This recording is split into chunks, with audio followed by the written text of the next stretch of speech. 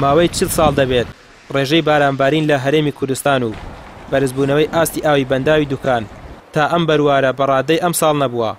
بەڕێوەبەری بەنداوەکە دەڵێت ئێستا بەنداوی دوکان 4 ملیار مەتر سێجە ئاوی تێدایە و بە بەراورد لەگەڵ ساڵی ڕابردوو تا ئەم بەروارە 1 ملیار مەتر سێجە ئاوەکەی زیاترە و 8 مەترونی و لە ساڵی ڕابردوو بەرزترە.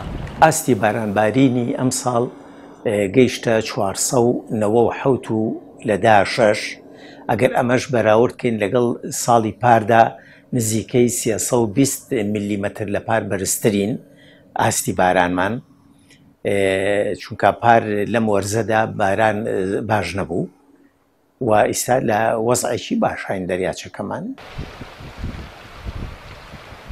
بەپێی زانیاریەکان هەندێک لایەکەکانی کارەبای بەنداوەکە ماوەیەکی زۆرە لە کارکەوتون و پێویستیان بە نۆژانکردنەوە هەیە، بەڵام دەوترێت پارەی بۆ تەرخان نەکراوە.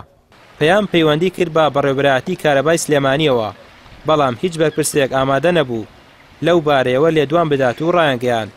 کێشەکە پەیوەندی بە وەزارەتی کارەباوە هەیە. وەزارەتی کارەباش وەڵامی پەیوەندیەکان ناداتەوە. بەڕێوەبەری بەنداوەکە دەڵێت بەهۆی زۆری ڕێژەی بارانبارینەوە مەترسی هەڵسانی لافاو لە ئارادایە و پێویستە ئامادەکاری بۆ بکرێ و یەکەکانیش نۆژەن بکرێنەوە.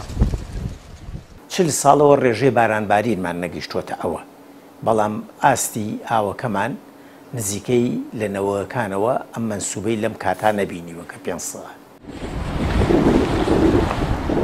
تەمەنی گریمانەیی بۆ کارکردنی بەنداوی دوکان 100 ساڵە کە ئێستا 6 ساڵی تەمەنی ڕۆیشتووە و 40 ساڵی دیکەی ماوە. لەو تەمەنەیشدا دەبێت زیاتر خزمەت بکرێت و دوای چەند ساڵێکی دیکە دەبێت پاک بکرێتەوە و بەشەکانی لە پرۆسەیەکی بەرفراواندا نۆژەن بکرێنەوە. بەو پێی گۆڕانکاریەکانی کەشوهەوا و گلدانەوەی ئاوێکی زۆر فشاری گەورەی لەسەر بەنداوەکە دروست کردووە. ڕامیار عوسمان، کەناڵی ئاسمانی پەیام، قەزای دوکان.